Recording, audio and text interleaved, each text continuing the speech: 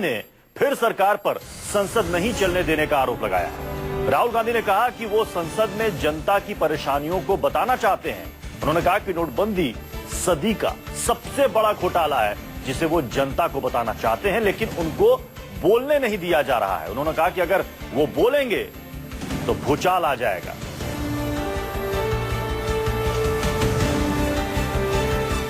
If they allow me to speak in parliament, you will see what an earthquake is going to come. क्या वजह? ये जो पूरा का पूरा नरेंद्र मोदी जी ने अकेले हिंदुस्तान का सबसे बड़ा स्कैम किया है, उसके बारे में बताना चाहता हूं, और इसके पीछे क्या है ये भी बताना चाहता हूं, और मुझे रोका जा रहा है।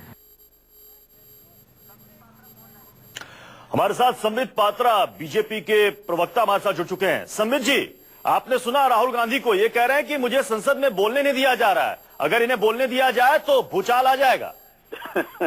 नहीं, बड़ा आश्चर्य का विषय है। राहुल गांधी जी को थोड़ा परिपक्व होना चाहिए। इस प्रकार के शब्दों का प्रयोग कि भूचाल सुनामी आ जाएगा अगर मैं बोलूंगा, तो ये हास्यास्पद लगता है। दूसरी बात देखिए, हिंदी में एक बहुत कहावत है, एक मुहावरा है, उस मुहावरे को अन्यथा नहीं लीजिएगा, मगर वो कहावत है कि उल्टा चोर कोतवाल को डांटे। यहाँ पर तो बड़ा आश्चर्य का विषय है, खुद कह रहे हैं खुद कोतवाल को डांटे। यहाँ पर तो बड़ा आश्चर्य का विषय है, खुद कह रहे हैं खुद डिस्टर्ब करते हैं पार्लियामेंट चलने नहीं देते हैं, हो हल्ला करते हैं, और खुद बाहर आके कहते हैं कि पार्लियामेंट नहीं चलने दे रहे हैं, मुझे बोलने नहीं दिया जा रहा है। और तीसरा महत्वपूर्ण विषय जो मैं यहाँ रखना चाहूंगा कि ये इसको सदी का सबसे बड़ा स्कैम बता रहे हैं।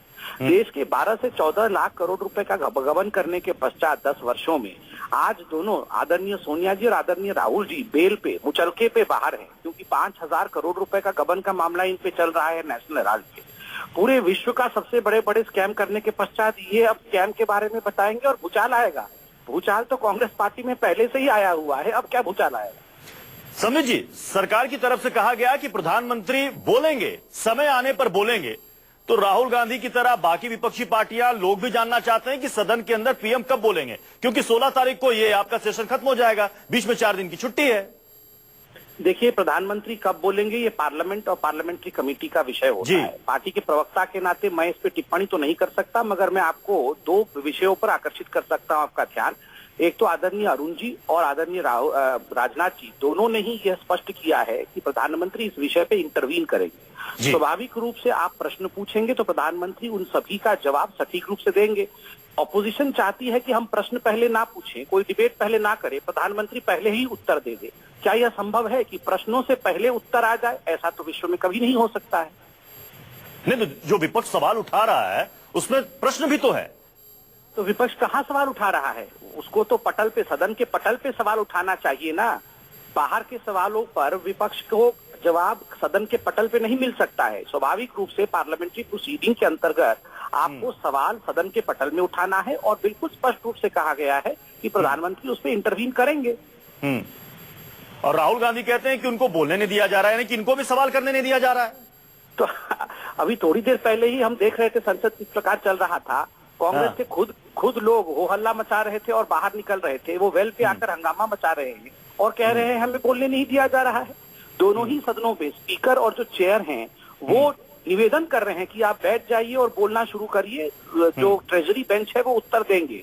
मगर हंगामा कौन मचा रहा है तो पूरा दुनिया देख रहा है, पूरा भारतवर्ष, भारत की जनता देख रही है कि हंगामा कौन। समीर जी, आप कह रहे हैं कि हंगामा कौन मचा रहा है, ये पूरी दुनिया देख रही है, तो ऐसे में आडवाणी जी को क्यों कहना पड़ रहा है दुखी होकर कि लगता नहीं कि कोई सदन को चलाना चाहते हैं, चाहे वो सत्ता पक्ष हो या विपक्ष हो?